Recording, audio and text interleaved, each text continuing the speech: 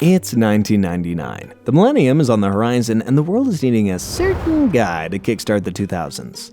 A certain, I don't know, Family Guy? Well, aren't we just so lucky? Riding on the success of shows like The Simpsons, the animated space had a Family Guy-sized hole in it, with everyone crying out for more mature show topics to come on the airwaves. And boy, did it ever. Family Guy debuted and was a roaring success, scooping up 9 primetime Emmys across its 23 seasons, while so far generating over $1 billion in revenue. So today, we're going to be going on a tour through the back catalog of Family Guy, bringing you the fan favorite and the most important episodes in the show's history. There are over 420 episodes up for grabs, so obviously, we're not going to be covering every single one. Just get my apologies in case I skim over your favorite episode, okay? Before we get into the swing of things, let me drop some context for those watching who aren't really familiar with the show. Family Guy centers around the Griffin family, who live their lives at 31 Spooner Street in Quahog, Rhode Island. You've got Peter, a pretty brain-dead but well-meaning father who just wants a quiet life. Lois, a fiery but somehow super patient wife who is stuck between loving who she loves and wanting something better. Chris, a typical teenage boy who takes after his father in the, brain department. Meg, the entire family's punching bag, or basically any normal middle child. Stewie, the evil, big-brained baby with a British accent. And Brian, Peter and Stewie's best friend, who also happens to be the family dog. There's a whole assortment of other important characters that we will meet along the way. We've not even talked about Quagmire or Joe yet, but don't worry, all in good time. For now, I think that's all the things that need to be covered. So, let's dive on in. The very first episode of the series, Death Has a Shadow, starts like any other day on Spooner Street. Lois is making dinner, Meg and Chris are studying, and Stewie is putting the final touches on his mind control device. The mind control device is nearing completion. Stewie, I said no toys at the table. But where's our main man? Well, Peter has been getting himself ready to head to a stag party. A stag party he hasn't asked Lois if he can go to yet. I'd pay close attention to that scene if I were you. I've got a feeling it's going to crop up again later. Peter promises that he won't drink, but we know Peter. And he doesn't listen to Lois's advice. Instead, he goes to play that famous party game, Drink the Beer. Wants to play Drink the Beer. Right here. You win! So after the heavy session, he goes to work the next day hungover and falls asleep on the job, where he's got to check toys for items that could harm children.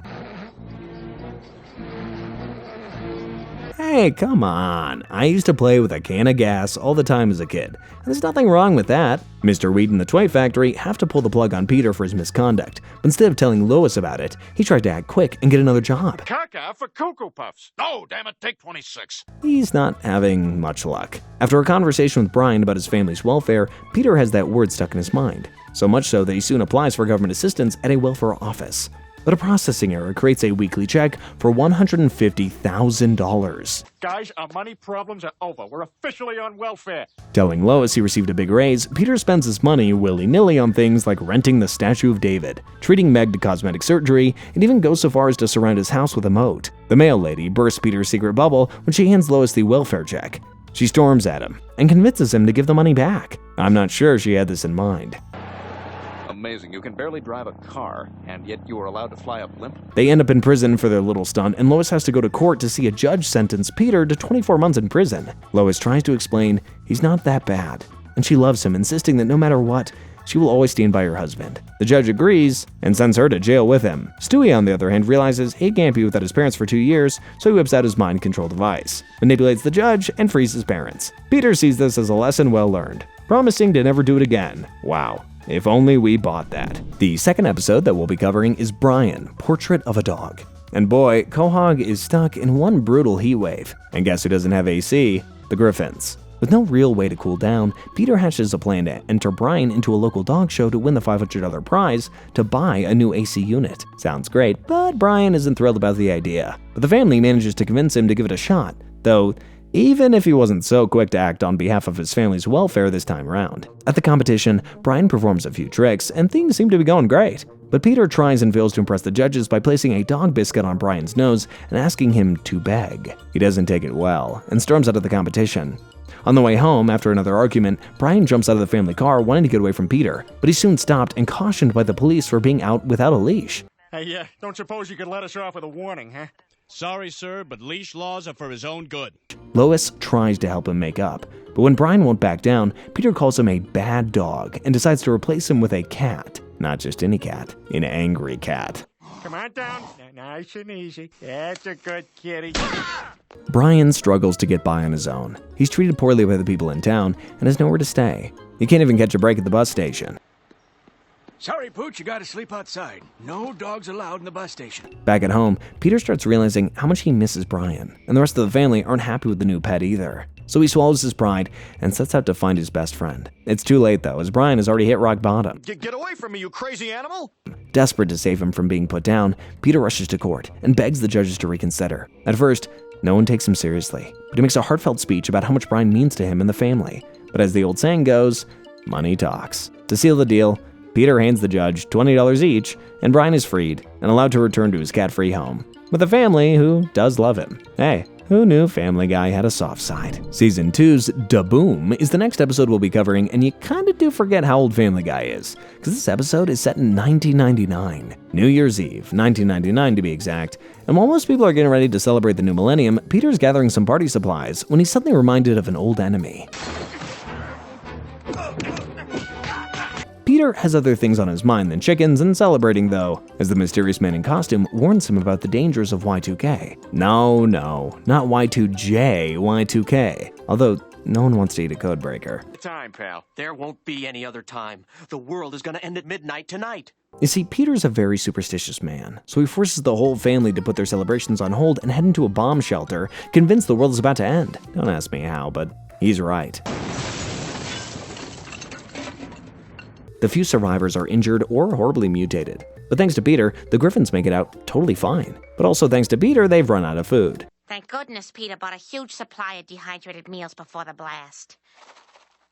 Peter, what are you doing? With civilization now in ruin though, where are they going to get clean food? Desperate, the family sets out for Natick, Massachusetts, in the hopes that a Twinkie factory survived the blast. You know what they say. There are only two things that can survive a nuclear holocaust. Cockroaches and Twinkies. On the way, Stewie gets exposed to some leftover nuclear waste, and while it doesn't seem to do much at first, it soon turns him into a strange octopus-like creature. When they finally reach the factory, Peter takes charge, and decides they should rebuild society and build out from the factory. They name their new home New Quahog, and for a while, things work out just fine. But Peter's terrible leadership sends the town spiraling into chaos. Oh, and Octo Stewie is now laying eggs. Again, don't ask. There we are.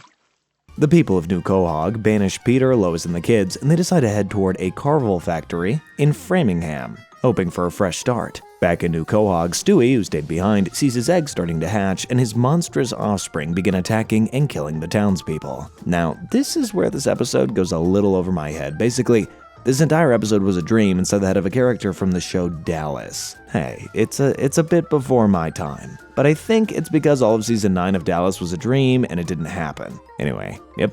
Pretty good episode in general. It's Quahog's annual Harvest Festival parade in the next episode, Love Thy Trophy. And somehow, Peter gets the nod to pick this year's theme. He opts for, hold on a sec, let me just check my notes. The episode of Who's the Boss? That's mine! Unfreaking believable! In which Tony sees Angela naked in the shower. The whole neighborhood gets to work building their float, and somehow, against all odds, they actually win. But the hair in Spooner Street Soup is that none of them can decide who's going to keep the trophy. After plenty of bickering, they come up with a compromise. Instead of keeping it at one person's house, they mount it above the road, held up by statues from the float. Sounds good and fair, right? Well, in the morning, everybody wakes up to the trophy missing. Suspicion spreads across the neighborhood. No one trusts anybody, and paranoia takes over. People start rigging their homes with traps, stocking up on weapons, and basically preparing for war. Meg, meanwhile, has problems of her own. After being humiliated at school for her cheap purse, she decides she needs a Prada bag to fit in. To get the money, she takes a job at Flappy Jack's House of Pancakes. But earning tips the honest way isn't cutting it. So she comes up with a plan. She convinces her boss, Flappy, that Stewie is her crack-addicted baby and that she's a struggling single mother. Like father, like daughter. Being a single mother is hard, but the real challenge is having a baby that's addicted to crack. The lie works, and customers start feeling sorry for her, leaving bigger tips. One guy is so moved that he even asks for her address, supposedly to help her out. But instead, it was the CPS, who sends an agent out to investigate. So fearing the worst, the agent heads to the Griffin home and places Stewie in foster care. leaving Peter and Lois to fight for their kids. While that whole thing is going on, Brian points out that the whole trophy thing is what started this mess in the first place. Realizing that they're all at fault, the whole neighborhood sets aside their differences and focuses on getting Stewie back. Left with no other choice, they offer Meg's brand new Prada bag in exchange for Stewie's release. Like I said before, money talks, and so do purses. With Stewie home safe, there's just the little problem of the trophy. Well, it turns out a certain red-collared white dog might have not been telling the entire truth. In the episode, Death is a Bitch, Lois notices a lump on Peter's chest and immediately starts to worry. Convinced that it could be cancer, she urges him to see a doctor. Luckily, the old lump is just some harmless fatty deposit. You know, a life of booze and fast food will do that to a guy. But now there's another issue. Peter sees the hospital bill and decides that he'd rather be dead than pay. This sucks, Brian. Why should I have to pay this? I mean, there's nothing wrong with me. No, really. Turns out faking your own death has consequences. Usually legal, but in Peter's case, it's more so paranormal, as Death himself shows up ready to take Peter away. Which one is Peter Griffin? He is. The fat man makes a break for it with Death hot on his heels. As it turns out, Death isn't exactly the most coordinated of ethereal beings and ends up spraining his ankle. He stays over at the Griffin house to heal and tells Peter that no one can know where Death is and why he's missing in action. Well, after a few drinks, he lets the cat out of the bag. The news spreads fast and the town descends into madness, knowing they have no consequences for their actions. Realizing things have gotten way out of hand, Death forces Peter to step in and take over his job. Somebody has got to reap souls, I guess. Boy, this doesn't leave much to the imagination, does it?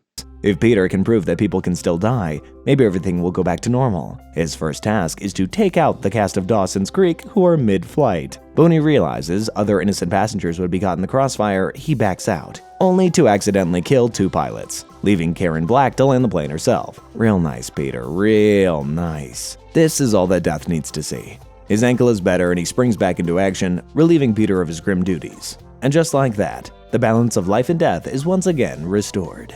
We're gonna miss you, Death. Hey, don't worry. I'll be back really soon. In the episode I Am Peter, Hear Me Roar, the Spooner Street residents all get a letter promising free boats if they sit through a timeshare pitch. Sounds simple enough, even for Peter, right?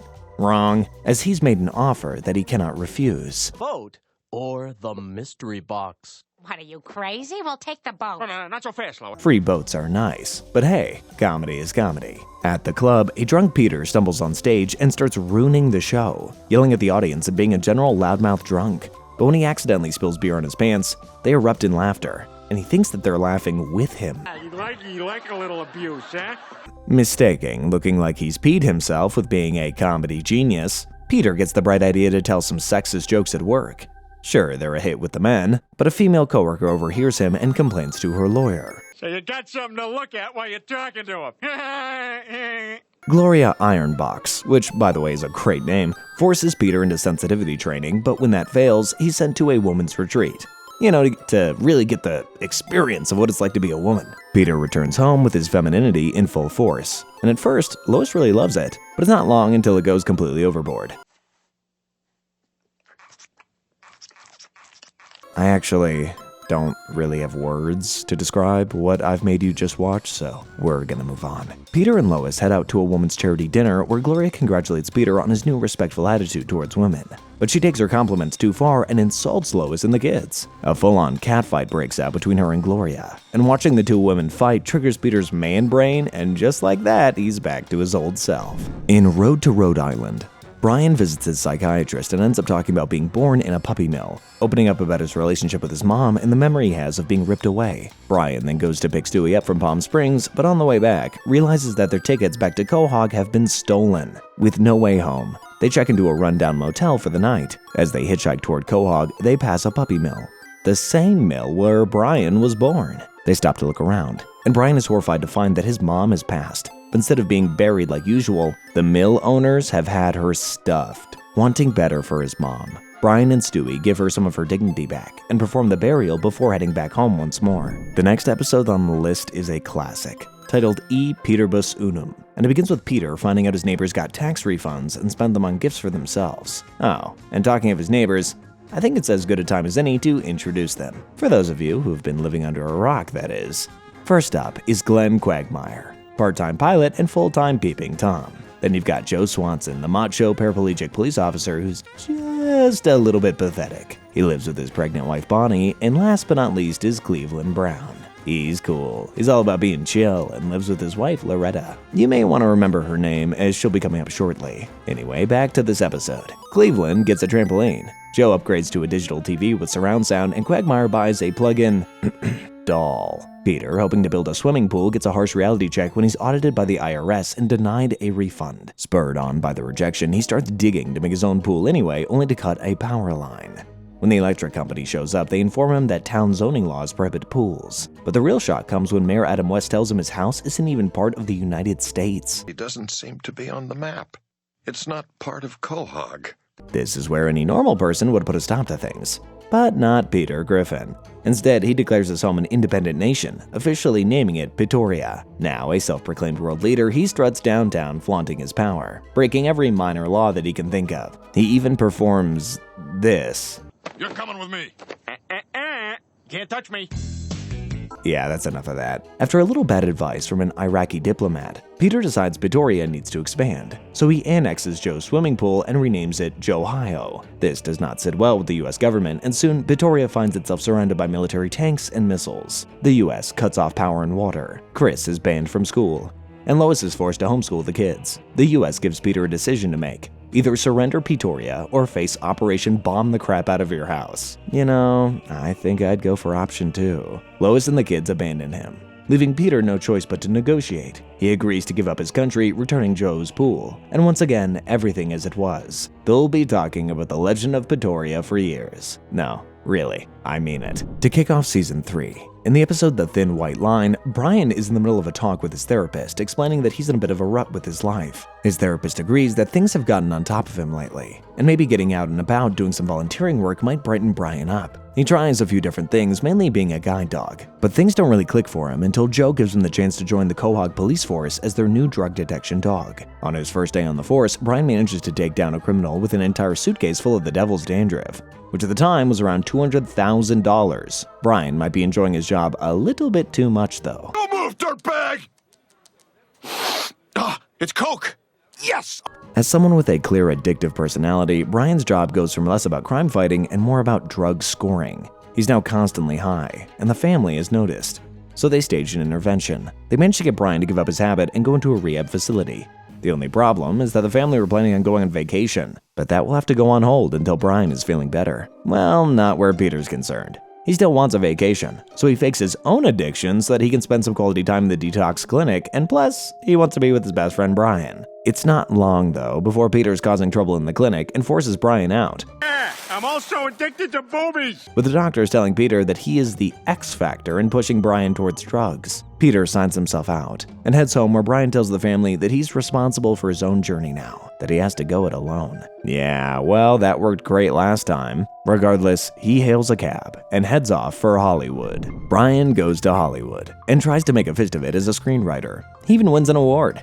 However, that episode isn't really next on our list. Oh no. The next episode we'll be covering, Death Lives, sees the return of, well, death. It's Peter and Lois's wedding anniversary, and to celebrate, Peter sends Lois on a scavenger hunt. Not some big romantic gesture or anything, he's just trying to keep her busy so he can go golf at the Barrington Club. While on the course though, Peter's pitch and putt goes a little south when a bolt of lightning strikes him down, sparking death to rear his hooded head. Peter isn't quite dead though. He's in a limbo state, a near-death experience, you know what I mean. Death tells Peter that he's not there to claim his soul, but to instead talk about his soulmate. Oh, yeah, thank God. Thank God I get to hang out with a fascinating gent like yourself. Wanting to save his life and his marriage, Peter takes Death's help and goes back in time to when he and Lois first started dating. Oh my God! Their tour of the past is short-lived, but strong enough to give Peter a much-needed shot of action in the arm. He realizes that Lois is underappreciated and needs to fix it fast. He asks Death to meet celebrity singer-songwriter Peter Frampton, who's one of Lois's favorite artists, and convinces him to serenade her as his real anniversary gift. We all knew that he was a big softie at heart. In the episode Emission Impossible, Peter and Lois go to visit her pregnant sister Carol, leaving Quagmire to babysit the kids. He wouldn't be my first choice, but okay. When they arrive, Carol suddenly goes into labor, so the pair rush her to the hospital, but not without a little pit stop. I'll have 3 cheeseburgers. Peter, for God's sake, she's having a baby. Problem is, Peter has to deliver the baby on his own because Dr. Hartman accidentally knocks himself out. And to his surprise, the experience is amazing. And he returns home excited, telling Lois he wants another kid. 3 griffins is enough for anybody. And luckily, Stewie agrees with me. Another baby? But I'm the baby. He doesn't want to lose his place as the youngest and decides to stop them from having another baby. When nothing seems to work, Stewie decides to ramp up his efforts. Using a shrink ray and a tiny spaceship, he shrinks himself down and travels inside Peter's body to destroy his sperm before a new sibling can be conceived. Blast you, vile woman. I can't stop them from the outside. I'll stop them from the inside. Now, inside, he wipes out all the tadpoles except for one, Bertram. Unlike the others, Bertram is smart, quick, and just as clever as Stewie. The two battle for control, but instead of destroying each other, they realize they have a lot in common. With Bertram's help, Stewie sees new possibilities, mainly the idea of getting rid of Lois. They part as allies, but Stewie barely makes it out before his ship returns to full size. Lois begins to doubt whether having another kid is a good thing for the family, and despite Stewie trying to push them together, Peter ends up in the bathroom with a magazine. Yeah, Stewie's devastated, believing that Bertram is gone forever. Then he notices something. A twinkle in Peter's eye. Geez, sometimes Family Guy is like a little heartwarming, but then you remember the context in which that heartwarming thing happened. Anyway, the next episode, Blind Ambition, isn't really super important, but it is the episode where Ernie shows up. It's a little more convoluted than the last, but Ernie knows how to fight, and he takes Peter on a tour of air, land, and sea. Also, they spoof Indiana Jones, which is pretty cool. A little while ago, I told you guys to keep Loretta in mind, as she's gonna pop up later. Well, her time has come. In the episode The Cleveland-Loretta Quagmire, Loretta starts having an affair with Quagmire. Shut up and put some more of that sugar in my bowl. Usually, people who cheat are full of guilt or shame, but not Loretta. She blames Cleveland for the way things have turned out. And when Cleveland finds out about the cheating and confronts her, she kicks him out. Cleveland might have known she was cheating, but he didn't know it was with one of his best friends.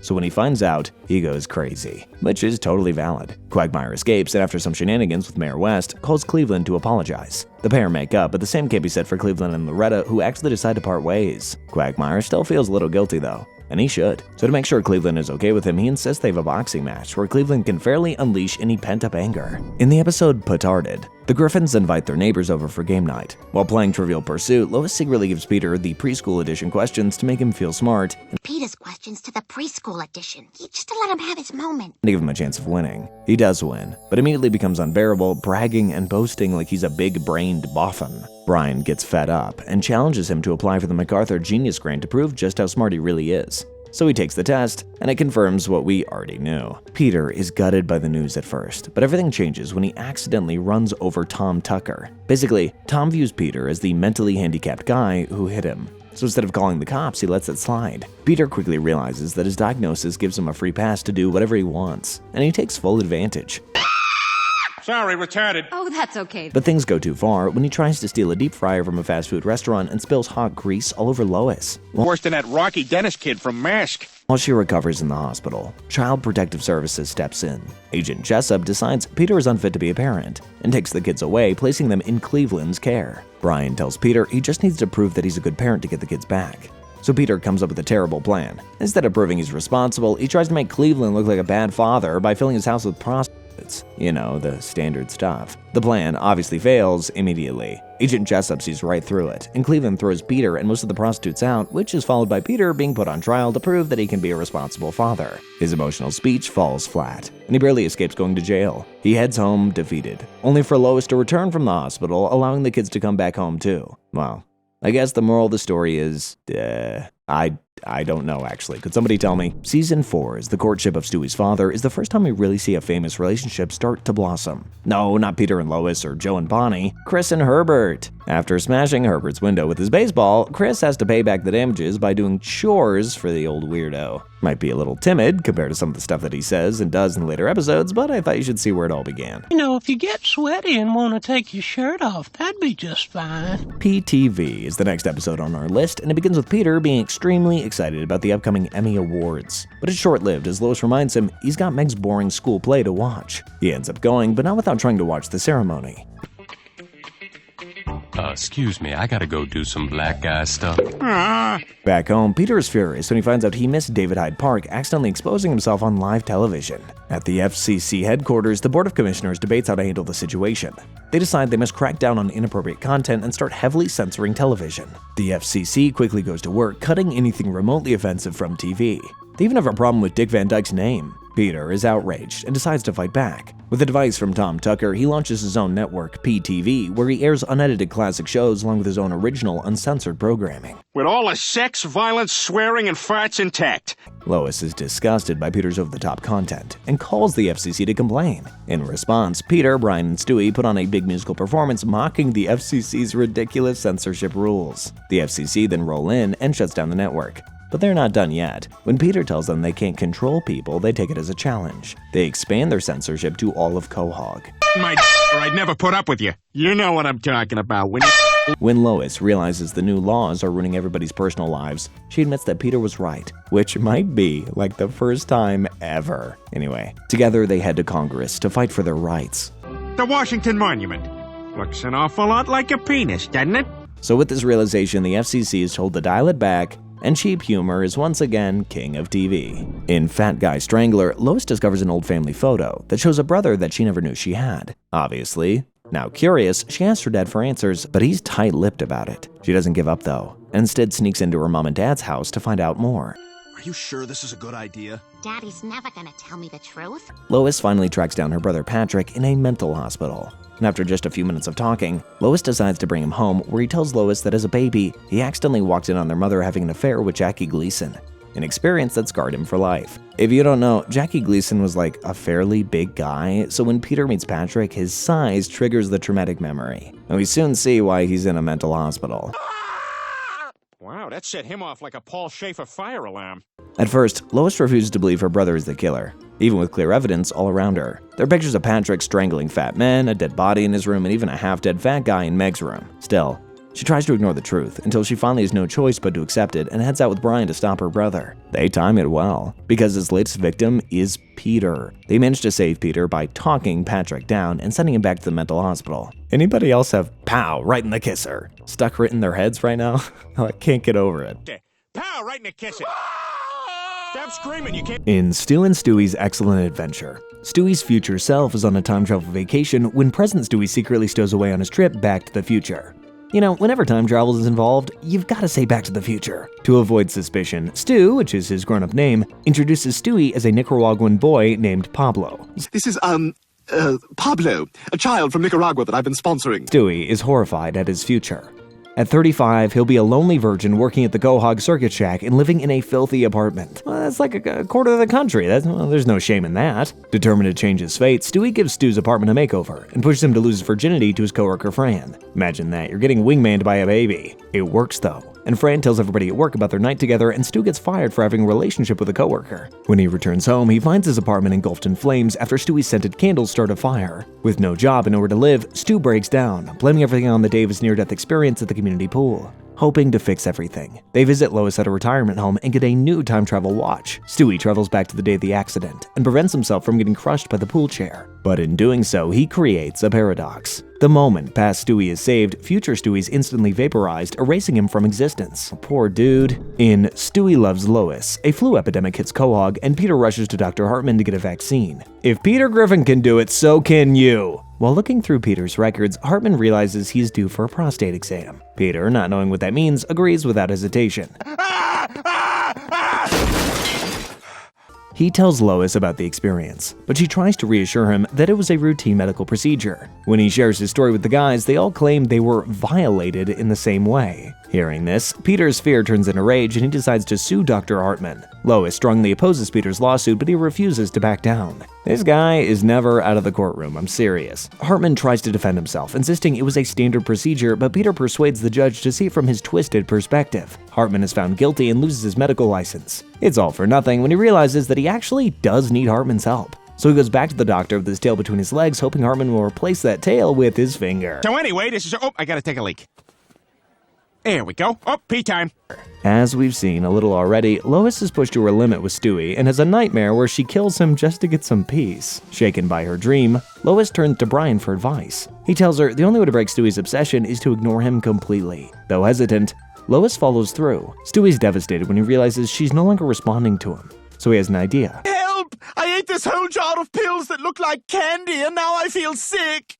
Stewie rushes to his mom once more to try and get to the bottom of things, but as he does, he trips and falls down the stairs. Lois rushes to help, but the damage is done, and evil Stewie is back. In Peter's Two Dads, Peter and Lois start planning Meg's 17th birthday party. She doesn't like what they have in mind though, and wants something a little more grown up.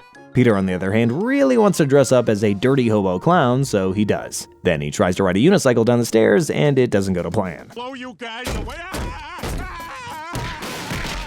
That's his own dad that he just crushed. Francis is rushed to hospital, but it's too late. You're a fat, stinking drunk. What a great birthday present for Meg. In light of his dad's death, Peter vows to never drink again. Instead, he has a better idea. He decides to smoke crack. I'm not even joking. Concerned for his well-being, Brian takes Peter to a hypnotherapist hoping to help him process his grief.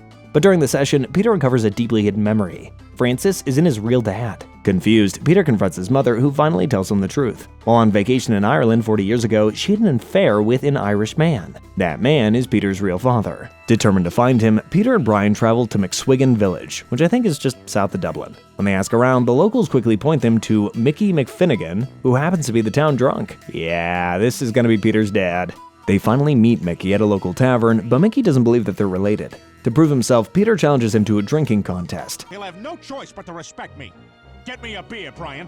Peter wins, earning Mickey's respect and convincing him that they must be father and son. Well, that and the fact that they look absolutely identical. It's time for some more poultry-packed action now as Ernie the Giant Chicken returns in the episode No Chris Left Behind. It's another multi-location brawl that takes the pair on a tour through sewers, construction sites, and even a Ferris wheel. There's a small difference though. Peter and Ernie actually bury the hatchet. They kind of forget about the whole reason they started fighting and decide to christen their new friendship with a meal. But when it comes to footing the bill, they're soon at each other's throats again. In Meet the Quagmires, Peter listens to Quagmire brag about his wild love life and starts feeling like he missed out on the fun of being single. Wishing he had the chance to experience the fun for himself, he suddenly gets an unexpected opportunity. Death shows up at the Drunken Clam on a false alarm and decides to grant Peter's wish, sending him and Brian back to 1984 for one night. Appearing as his 18-year-old self, Peter ditches his movie date with Lois and instead goes partying with Cleveland. It's gonna be fun. It is? Just as he's getting into the swing of things, death returns to bring him back to the present. When Peter gets home, he quickly realizes that changing the past has completely altered the world. Obviously. He and actress Molly Ringwald have been married for 20 years. Lois is now with Quagmire. Surprisingly, everything seems to be better with Lois and Peter never getting together. But even still, Peter begs Death to send him back so he can fix his mistake. Back in 1984, Peter is determined to go on a date with Lois, but time and time again, he messes up and makes the wrong choice. Sucks. Why don't we go see Kroll? Peter, you know I'm dying to see Zapped. Realizing he's running out of chances, Peter and Brian sneak into a country club dance to stop the moment that made Lois fall for Quagmire. Desperate, Peter finally steps up. He asks Lois to marry him. She agrees, and the two reconnect their original timeline. Well, nearly. The episode Blue Harvest is another classic episode, but it's just the original Star Wars movie told by Peter during an electric blackout. Fathers and sons, and the foresight to retain international merchandising rights.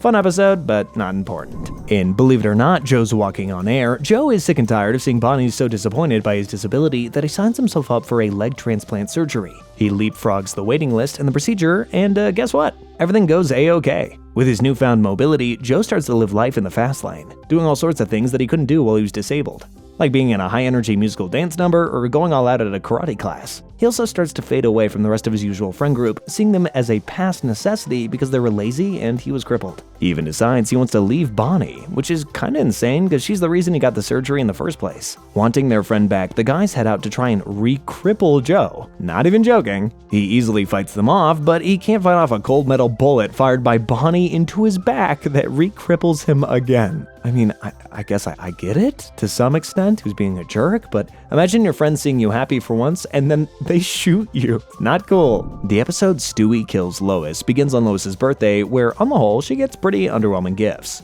Luckily though, Brian steps up and surprising her with cruise tickets. Peter and Lois head off for the cruise, leaving Stewie a little upset that his mom is leaving him. No, you can't leave! Not without me! I'm the baby! so upset that he plans to kill her. It's not all smooth sailing on the cruise, as Peter is busy being himself. Vermont to get this abortion. Peter! Hang on, Lois, don't ruin it. Embarrassed, Lois storms off where she runs into a stowaway Stewie who's ready to get his revenge. I've watched this episode like a million times, yet I still can't believe he actually pulls the trigger. 6 days later, Lois is presumed dead, and Stewie is thrilled that no one suspects him. Joe informs Peter that the search is over, and he must accept that Lois is gone. A year passes, and the family moves on. Peter starts dating. Chris believes Lois is at the spa, and Meg thrives in her absence. But Brian grows suspicious when Stewie hints that her death wasn't an accident. Stewie, did you kill Lois? While having a couple of beers, Peter mentions that Lois's life insurance is finally paid out. He unintentionally makes himself look guilty by revealing he took out the policy during the cruise. Meanwhile, Stewie throws away his gun and drawings, but Joe and the others find them, thinking Peter made them himself. Peter's trial begins, and Brian tries to convince Meg and Chris of his innocence. Peter's testimony only worsens things, and he's found guilty of first-degree murder. Luckily for him, a mysterious figure enters the courtroom and stops the proceedings. It's Lois, and she's ready to expose exactly who tried to kill her. Following straight on from the last episode, Lois kills Stewie, picks up where we left off, with Lois dropping the bombshell that Stewie is the one who pulled the trigger. Everyone is obviously confused, but she insists it's true, and explains. But while she's telling her tale, Stewie has made a break for it, and goes into hiding. The Griffins head home, exhausted from everything, only to find Stewie waiting for them.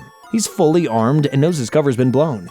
He ties them up while he figures out his next move. I don't think this was the next move, though. To complete his evil plan, Stewie then forces Brian to drive him to CIA headquarters. Once there, Stewie and Brian disguise themselves as agents and manage to slip inside. Stewie hacks into the CIA supercomputer and gains control of the world's power grid, and we get a special cameo. Stewie then threatens to shut off electricity across the planet. They have no choice but to give in, and he becomes the new president of the world. Back in Coag, Lois has finally had enough. She knows she's the only one who can stop him, so she arms herself with weapons from Stewie's own arsenal and sets off to take him down. She smashes through the Oval Office window, guns blazing, and takes on Stewie. Problem is, she's still a mom at the end of the day, and she just can't go through with hurting her baby. Even though if she wasn't such a lousy shot, he'd be long gone. Stewie, on the other hand, has no issue with pulling the trigger. He aims at Lois, ready to finish what he started, but not all is as it seems.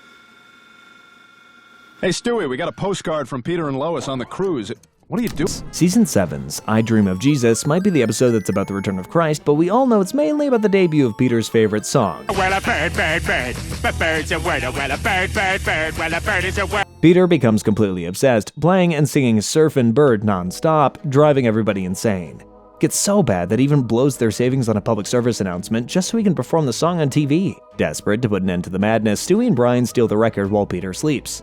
And everybody knows that the bird is a word. The next morning, Peter wakes up and immediately accuses the family of stealing his beloved record, so he heads to a record store to get another copy. At Dead Format Records, the clerk tells Peter that every single copy, all 63, have been sold to a dog and a baby. I wonder who that could be. Peter's obsession takes a pause though as he realizes that standing before him is Jesus Christ. Jesus explains that he comes to Earth every 100 years or so to relax, but tries to keep a low profile. Peter ignores that and convinces Jesus to start socializing. He invites him over for dinner, where the family instantly realizes he really is the Messiah, not just a naughty record-selling boy. Jesus enjoys himself so much that he decides it's finally time for his big second coming. Word spreads fast. Jesus becomes a full-blown celebrity, but it's not long before he comes crashing back down to Earth. Jesus Christ, look at you. You had it all. Money, fame, eternal life. Luckily, Peter forgives Jesus for turning his back on him and bails him out. Turns out Jesus wasn't so ready to return after all, so he thanks Peter by giving him a special gift. A gift that everyone has heard. Because, to my understanding, everybody has heard, you know, about the word. In Steroids, Stewie gets into a fight with Joe's baby daughter Susie at one of their shindigs. Embarrassed that his own son got beaten up by a baby girl, Peter decides Stewie needs to toughen up. So he takes him to the Coag boxing gym to make him a man. While there, one of the trainers gives Peter some steroids to help Stewie bulk up. Nice job, Peter, giving your baby a diet of Lucky Charms and anabolic steroids. Parenting choices aside, it does work, and Stewie becomes seriously ripped. But it doesn't last. Once the steroids wear off, Stewie's body deflates, leaving him with loose, saggy skin. Meanwhile, at school, Connie D'Amico has dated and dumped every popular guy, so she decides to switch things up and go out with Chris. Why, you ask? Well, her idea is to build up and then smash his self-esteem. Not sure why you'd want to be so cruel, but this idea deflates faster than Stewie's biceps, as Chris is a genuine sweetheart, to the point that she decides to stay with him. Unfortunately, popularity goes straight to Chris's head. He gets full of himself and starts cheating on Connie. So she teams up with Meg, who's also annoyed with Chris for ditching her now that he's popular. So they get revenge by sending this video of Chris around the school. Alright, that's enough of that. Well, here it is, ladies and gentlemen, the episode that might not be your favorite, might not be my favorite, but it is the episode that consistently tops the charts for Family Guy's best episode, Rhode to the Multiverse. As the title suggests, Stewie introduces Brian to the multiverse theory and reveals a remote control that lets them travel between alternate universes. He wastes no time testing it out, taking Brian to the world where he got a genetically mutated jacked pig. Oink. Oh my god! In this universe, Christianity never existed, meaning there were no Dark Ages, so science advanced 1,000 years ahead of its time, as well as a different version of Meg. They start hopping through various universes. My favorite a lot is obviously the Disney-styled universe. I mean, come on. It's a wonderful day for pie. You can... How good does that pie look? Brian and Stewie don't stay too long though, as they need to get back home, but the problem is they're kinda tangled between universes and end up cycling through them before landing in one where humans are subservient to dogs. Obviously, Brian is like a kid at Christmas and immediately wants to stay, but when he and Stewie fight over the remote, it slips from their hands and shatters on the sidewalk. What the hell, man? Stewie lets Brian leash him before the pair make their way to the Griffin house, where they meet the dog versions of the Griffin family. Dog Stewie wants to play with human Stewie and takes him aside for a chat. He reveals that he has also discovered how to travel between universes, but has a much better system, one that allows him to input exact coordinates instead of jumping around randomly. He offers to take them home. But before he can grab the device, Dog Peter provokes human Stewie and he bites Peter's hand, which, you know, is a serious crime in this world. Dog Joe sees the whole thing and immediately arrests Stewie, taking him to the pound to be put down. Having broken Stewie out of the pound, Brian, human Brian, Stewie, and Dog Stewie race back to the house, using the device and finally open a portal back to their own universe. Just as they step through, human Brian asks if he can go with them as he'd actually have a life. He'd be someone instead of just a pet. My God, he got hit by a car! Ouch. So much for being someone. In Dial Meg for Murder, Brian lands a writing gig and is assigned to cover the life of a typical American teenage girl. He decides to follow Meg for inspiration, expecting to write about school crushes and that sort of junk, but quickly realizes that she's been sneaking off to prison to visit Luke. Luke is an inmate there. Shocked by what he discovers, Brian tells the family, and they immediately shut it down. They forbid Meg from speaking to Luke again, but she doesn't listen. Luke escapes from prison and makes matters worse for Meg by coming to her for help. Peter finds out and alerts Joe, who wastes no time tracking him down. The escapee is captured, but Meg is arrested as an accessory to his escape. She has her own short stint in prison, but when she's let out, she is not the same person. Prison has hardened her, and after years of being treated like a joke by her own family, she's had enough. So to get out of town, she plans on robbing Goldman's pharmacy. Just as she's about to go through with it, Brian tries to talk her down, but Meg is convinced that no one in her life cares about her at all. Brian gently tells her she's wrong, and shows her the article that he wrote about her. His words are genuine and kind, and show Meg for who she really is. For the first time in a long time, Meg feels seen. She realizes that she's not as alone as she thought, and decides to give up her life of crime for being the person that we all know and sort of love. In the next episode, And Then There Were Fewer. I love this one. Peter gets an invitation to a fancy dinner party thrown in his honor by an unknown host. So he decides to bring the whole family, and when they arrive, they realize they aren't the only ones invited. Turns out, everyone has been told they're the special guest of honor. So with broken egos, the guests head inside. Their host is soon revealed to be none other than James Woods. You know, Hades and, yeah, just Hades. He tells them he has become a born-again Christian and wants to make amends for all the wrong that he's done. Everyone is skeptical, but before they can question him further, Quagmire's new girlfriend Stephanie is shot. The group panics. Did the cork hit me? And immediately suspects Woods, but before they can escape, a tree falls and blocks their only way off the island. Trapped with a possible murderer, they return to the mansion and try calling for help, but there's no cell service, and the landline has been cut and an argument breaks out. You're a monster, James Woods! You think you could just commit murder and get away with it? They take Woods to the crime scene only to find that Stephanie's body is mysteriously vanished. But as the lights flicker, they're about to find that James Woods is innocent. Look! The group begins searching for clues. They find a gun that was rigged to go off at a certain time and was meant to kill Woods, but it accidentally shot Stephanie instead. With everyone having a personal grudge against Woods, tensions rise as accusations fly and a fight breaks out. In the chaos, they stumble upon a hidden study and find Woods' personal diary detailing all the terrible things he did to the people of Quahog over the years. Before they can process this, the lights go out again. When they come back on, Muriel Goldman is missing. The group assumes she must be the murderer and splits up to find her. But just like Mr. Woods, they're gonna find that she's innocent too. And I am not saying another word until I talk to my lawyer, because why is he wearing shorts? The group rushed back to the lobby, only to find that Priscilla, Woods' girlfriend, is also missing. That's enough for them to assume that she must be behind everything. With the kill count rising, the group decides to stick together and agrees that whoever leaves them must be the killer. While searching their rooms, they find the award hidden under Tom Tucker's bed, along with the missing Priscilla and the ceiling vent. You're going to jail, Tucker. With Tom now arrested, Lois packs up to leave and takes a moment to check in with Diane, who's struggling with having to anchor the news alone. That's when the cogs turn in Lois's head and she thinks Diane might be the real killer. Yeah, we can't leave Peter without his fire engine. Diane doesn't buy Lois's act and confesses everything because basically, ever since turning 40, her life has been falling apart. She paid Priscilla to convince Woods to turn over a new leaf so she could lure him into the mansion and frame Tom for his murder. But when the plan went wrong and Stephanie was killed by accident, Diane had to start covering her tracks, taking out Priscilla, Muriel, and Derek to keep her lie alive. And Lois is next on the list. With Lois's death almost certain, a surprisingly good Samaritan steps up to take Diane out because if anybody's gonna kill Lois, it's gonna be him. Road to the North Pole begins with Brian taking Stewie to the mall to meet Santa. Hey, he might be an evil genius, but Stewie is still a kid, so of course he believes in Santa. His faith isn't repaid though, as the mall Santa snubs him. What are you doing? Santa? You can't leave now! So as usual, Stewie's hell-bent on revenge, and to do so forces Brian to drive him to the North Pole. Doesn't quite go to plan, but they do end up using a snowmobile to get there. They drive as far as they can until they run out of gas, forcing them to take shelter in an old cabin. The next morning, they set off on foot and eventually reach Santa's workshop. But instead of a magical holiday wonderland, they find something out of a nightmare. Inbred elves, monstrous reindeers, and Santa is a shell of the jolly old man that he used to be. Santa collapses, and leaving Brian and Stewie with no choice, they must step in and deliver the presents themselves.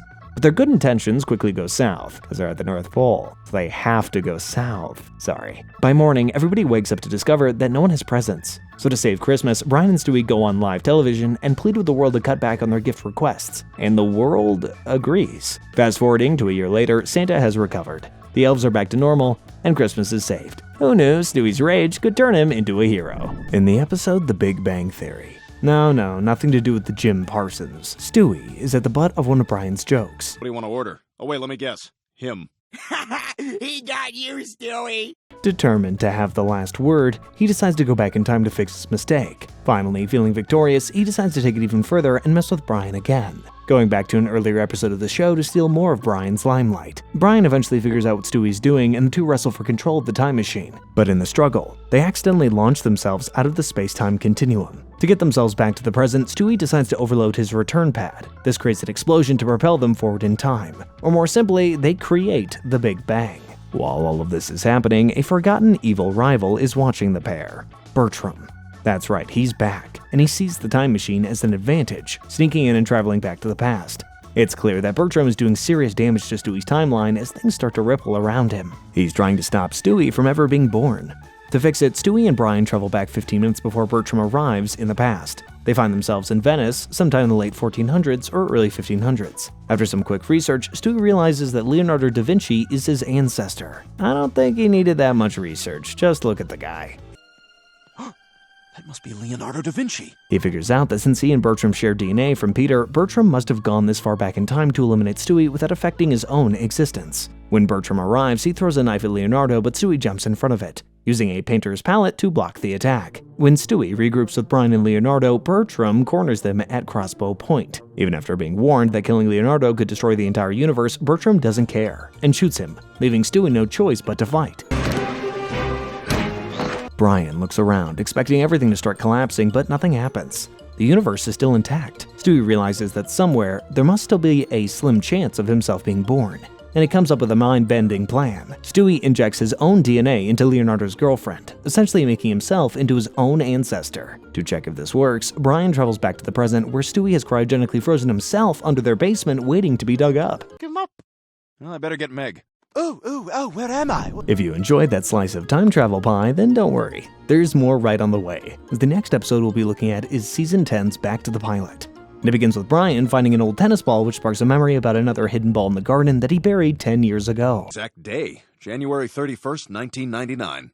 As we know, we don't have to ask Stewie twice to time travel, so he heads again to the past to help Brian find his ball. They travel back to 1999, back to the time of the first episode of the series. Hey, come on, I told you that scene would come in handy. After a little reminiscing, the pair find the ball and head home, but when they get back to the present, things are majorly different. Oh, I can't even express how mad I am at you right now. Without 9/11, there was no wave of fear to help Bush secure a second term. As a result, he lost the 2004 election and, instead of invading Iraq, he created a second Confederacy, which sparked a second Civil War.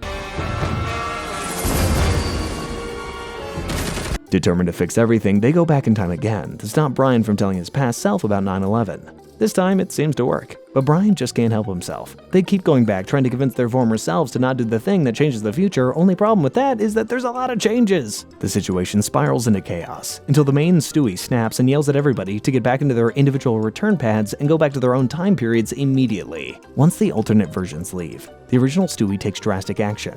He stops their past selves right as they first arrive and forces them to return to their own time, shooting Brian in the leg just to make sure that he listens. With the timeline restored, they wait for themselves to vanish from existence, as if none of the time traveling ever happened. Back in the present, Brian and Stewie sit in confusion, trying to figure out what, if anything, just happened. But it seems that not all the creases in time have been ironed out properly. Hey guys, I'm gonna need the couch. The gang and I are gonna watch the game. In Forget-Me-Not, Peter, Brian, Joe, and Quagmire spend the night playing laser tag. I should say that Cleveland has now left for Stool Bend. We don't actually see him go, but we see his journey in the first episode of the Cleveland show.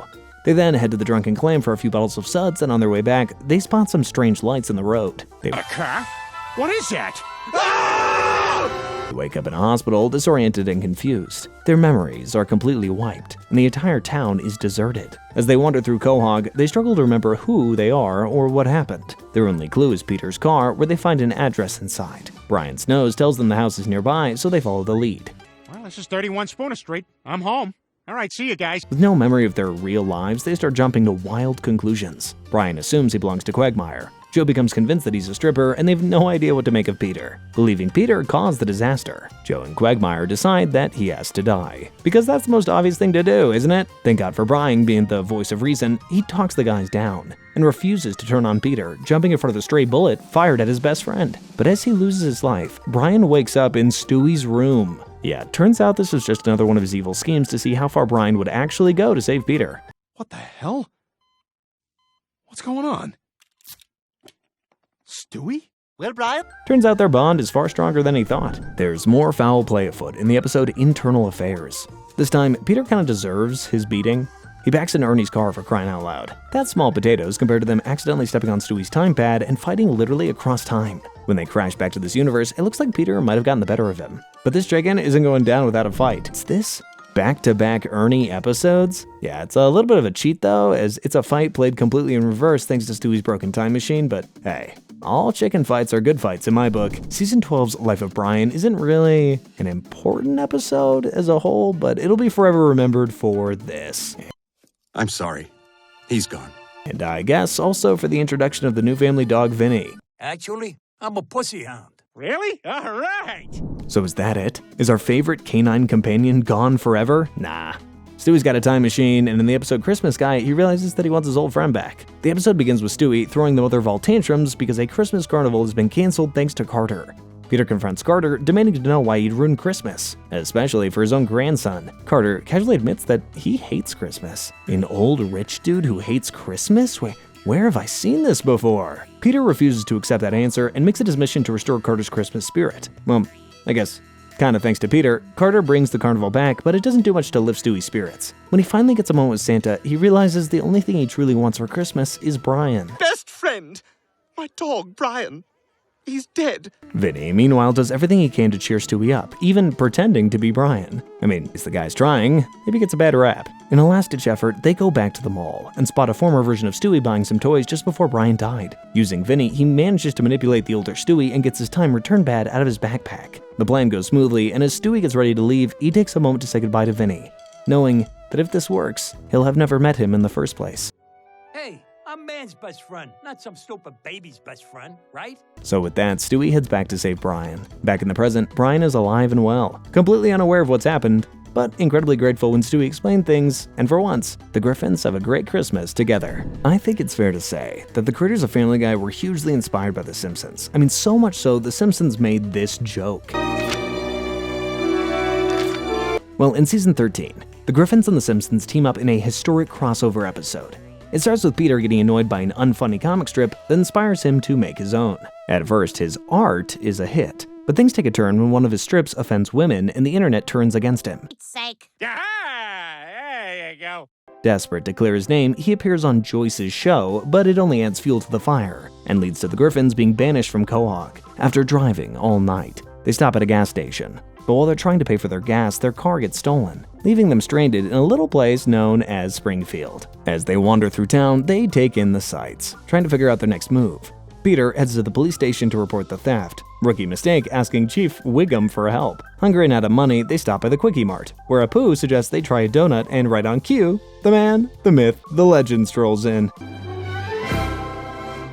How come this convenience store has so many shadowy parts? He pays for their sweet treats and takes them back to Evergreen Terrace. The Simpsons take the Griffins in until things settle down. Bart introduces Stewie and Brian to his so-called weapons closet, which consists only of a slingshot. And Stewie tries his hand at pranking Moe. Do I got a leaky bum? Come on, look at the stools. Is there a leaky bum? As the guys swap job stories, Peter impresses Homer with his brewery gig.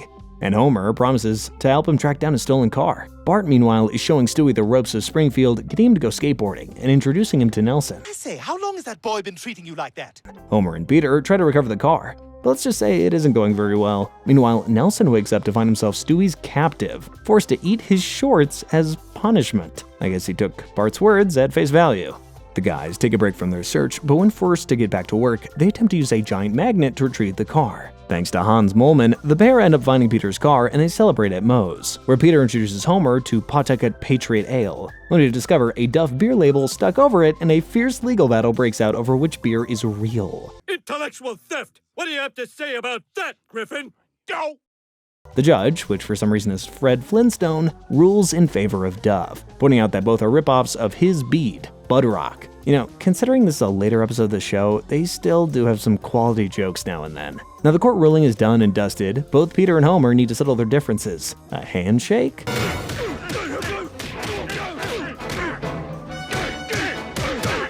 Perhaps? No. Their fight continues until they both fall into the nuclear reactor, where they gain superpowers and continue their fight, eventually crashing into Kang and Kodo's spaceship. As it plummets back to Earth, they lose their powers and land in Springfield Gorge. Their final punches nearly finish each other off, but it's not long before they realize that the world might not need Homer Simpson and Peter Griffin on the same show. But the world needs Homer Simpson and Peter Griffin.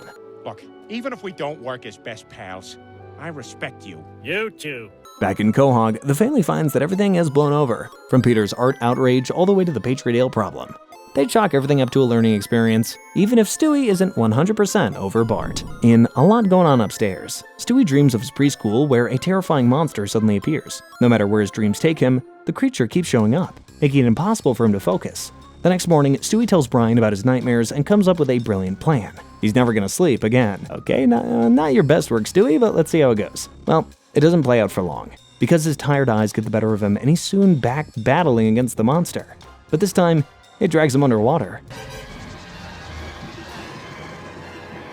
Having seen how shaken Stewie actually is, Brian steps in to help, researching about this dream monster and coming to the conclusion that it must be ties to Stewie's subconscious. To help him confront it, he dresses Chris as Frankenstein's monster and arranges for Meg and the neighbors to swap places, hoping that Stewie might be afraid of one of them instead. He doesn't have much luck, and Stewie has to go back to the thing that usually gets him out of a jam, his brain. He constructs a dream interface so Brian can watch his dreams along with him.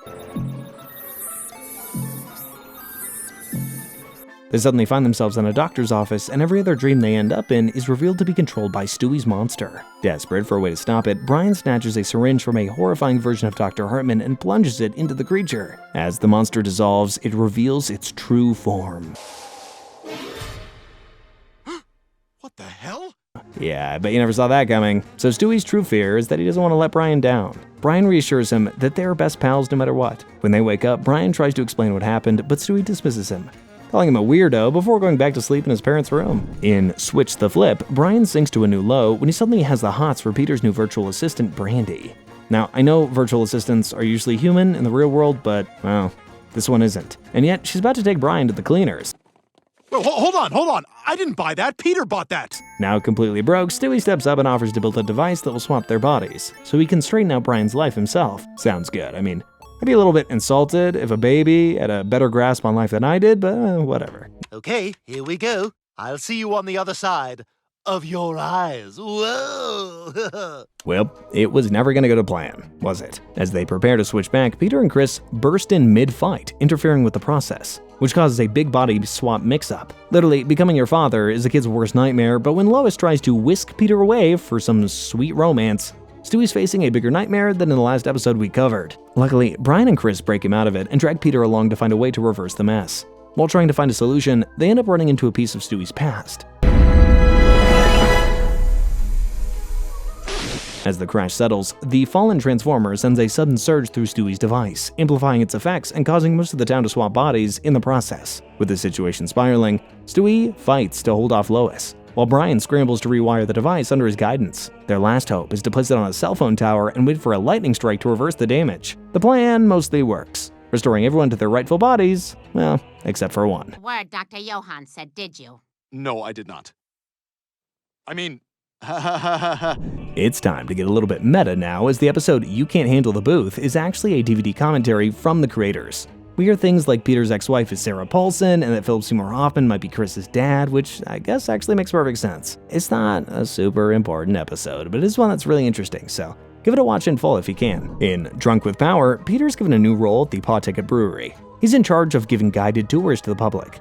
Sadly though, the results are rather mixed, with some guests enjoying his brand of humor while others do not. Still, his next assignment is far more high profile. He's tasked with escorting Supreme Court Justice Brett Kavanaugh around the brewery. Turns out to be a breeze for Peter, because if there's one thing that Brett loves, it's a beer. When Peter finally wakes up from their drinking session, he finds a note from Brett, stating that he's decided to quit the Supreme Court and has taken his own life. Okay, that's quite the twist. Wasn't really expecting that. Peter's then quickly escorted to the Supreme Court to become Brett's replacement. But he's given a huge responsibility from the get-go. He has the choice whether or not to repeal same-sex marriage. Meanwhile, Brett, who is very much alive, attempts to form new friendships with Peter's friends, and it doesn't take long for him to fit in. Before he knows it, he's spending all his time with the guys. But when Brett has an emotional meltdown over the wet shirt contest results, he has a sudden realization. He doesn't have to choose between his love for rules and his love for beer. He can have both. Back at the Supreme Court, Peter manages to sway the judges into actually banning all marriage across the board. But before the final vote could be cast, Brett bursts in, demanding to reclaim his old life. With Brett reinstated, Peter is sent home,